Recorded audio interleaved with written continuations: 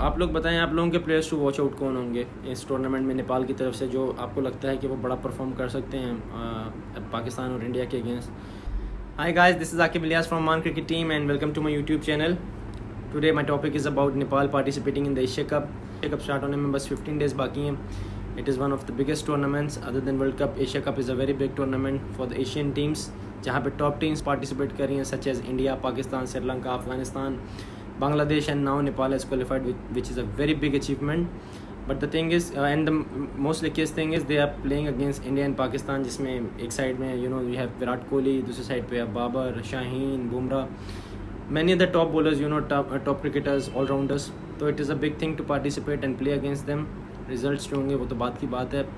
So now we'll discuss कि उन्होंने क्या प्रैक्टिस किया होगा, like उन्होंने how the way they are practicing to participate in the tournament, because tournament में पार्टिसिपेट ही नहीं करना, they have to show good कि हम लोग प्रैक्टिस करके हैं, we are ready to play participate in the tournament.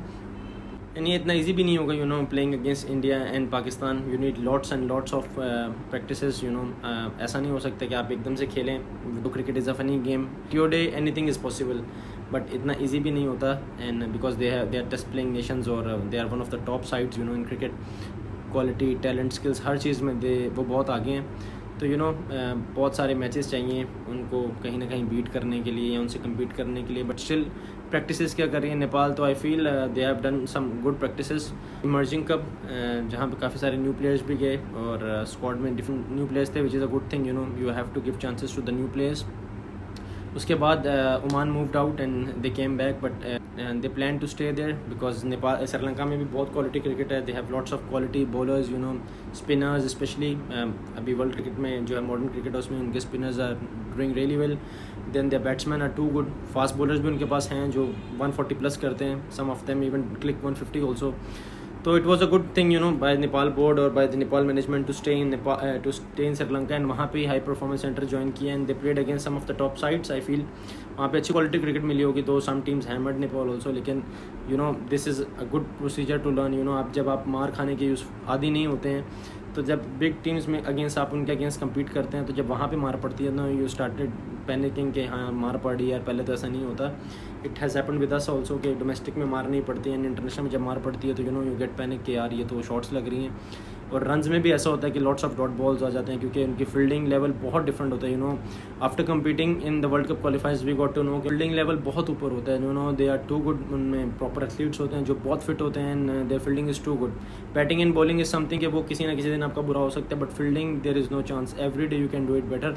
And वो टीम्स इन पर बहुत ज़्यादा रिलाई करती हैं. Good thing for practicing Nepal is कि वहाँ पे साइड आर्म बहुत अच्छे होते हैं. हम ऑनेस्टली जब साइड आर्म वहाँ पे प्रैक्टिस कर रहे थे तो 2 से 3 साइड आर्मर्स थे जो हमें 145 प्लस कर रहे थे. जो हमारे तो बहुत सारे प्लेयर्स थे जिनके तो बैट पे भी बोलने लग रहा था, because they are not use to.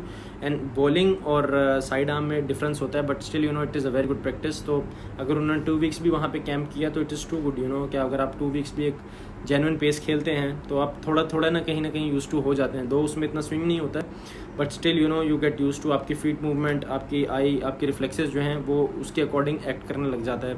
And then with the spinners, उनके पास बहुत सारे क्वालिटी स्पिनर्स हैं. हमने नेट्स में जब स्पिनर्स खेले थे तो लेग ब्रेक बहुत अच्छे थे, 2-3 लेफ्ट आर्मर्स बहुत अच्छे थे. तो व्हेन आप उस सर्किट में खेलते हो, उनके साथ मैचेस खेलते हो, तो slowly you get better, because associate में इतनी क्वालिटी क्रिकेट नहीं मिलती है जितनी उस लेवल पे आपको मिलने लग जाती है. तो वो एक गुड स्टेप है कि उनको अच्छी प्रैक्टिस मिली होगी वहाँ पे. उसके बाद 1-2 प्लेयर्स उनके लीग्स भी खेल के आ रहे हैं जिसमें दीपेंद्र है. तो आई फील श्रीलंका में the best thing was when we were playing. एक तो विकेट स्लो है, वहाँ पे टर्न हो रहा था, तो बहुत अच्छा है, वो उससे यूज टू हो जाएंगे, क्योंकि श्रीलंका में वही होगा, वही कंडीशंस होंगी, बॉल ब्रेक होगा, जिससे नेपाल को एडवांटेज होगा, क्योंकि फास्ट बॉलर्स का बॉल इतना बाउंस होगा नहीं. क्योंकि नेपाल का जो आपने देखा है, मतलब मोस्टली नेपाल नहीं, all the associate teams they struggle on the short pitches. तो टीम्स वही टारगेट करेंगी, क्योंकि इंडिया और पाकिस्तान दोनों के बॉलर्स 140 प्लस होंगे. तो शाहीन जो है वो स्टार्ट में इन स्विंग यॉर्कर करता है, तो वो उसको उस पर वर्क करना होगा बैट्समैन को, लेकिन वो इतना ईजी भी नहीं होता. सारी टीम्स वर्क करती हैं but still they get out. Starting के 10 ओवर्स जो हैं वो एक डिफ़िकल्टी होगी नेपाल के लिए. अगर वो स्टार्टिंग के 10 ओवर्स सर्वाइव कर लेते हैं उनके बैट्समैन, तो देन अगर बहुत बड़ा नहीं तो but they can set a decent target, क्योंकि नेपाल के पास भी अच्छे स्पिनर्स हैं. इमर्जिंग कप में भी नेपाल ने not the full side, Pakistan की फुल साइड तो नहीं थी, लेकिन 6 to 7 प्लेयर्स आउट कर लिए थे with in 170. I think 170 Chase करना था कुछ. तो ये कि अगर वो स्टार्टिंग के जो 10-15 ओवर्स हैं जो फास्ट बॉलर्स ने करने हैं, जिसमें टॉप क्लास बॉलर्स होने वाले हैं, Haris Rauf, Shaheen, many of the bowlers जो कि 145 प्लस डालते हैं, उसमें बॉल स्विंग भी करते हैं।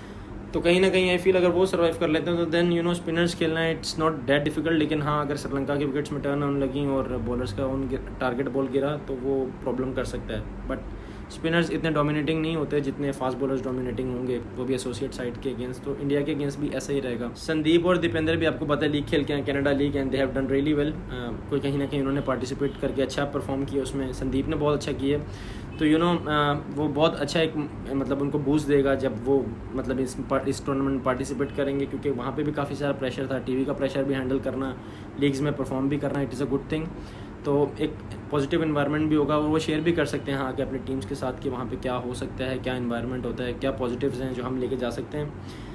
तो नेपाल की बॉलिंग साइड तो बहुत अच्छी है, स्पिन ट्रैक्स पे वो बहुत अच्छे हैं, बहुत इफेक्टिव हैं, फास्ट बॉलर्स भी उनके डिसेंट हैं, बट स्पिनर्स जो हैं वो आई फील संदीप जो है वो लुकआउट करने वाला होगा, क्योंकि अगर वो खेलता है, जो कि उसका अभी तक मैंने सुना है कुछ इशू आ रहा है with the case and everything, I hope वो क्लियर हो जाए, because he is a cricketer, उसे क्रिकेट खेलनी चाहिए एंड सिर्फ बड़े टूर्नामेंट्स में ही has to lead the team, वहाँ पे उसको जो है परफॉर्म करना चाहिए और पार्टिसिपेट भी करना चाहिए। First thing is participate and then performance, और वो एक काफ़ी इम्पैक्ट प्लेयर है उनका।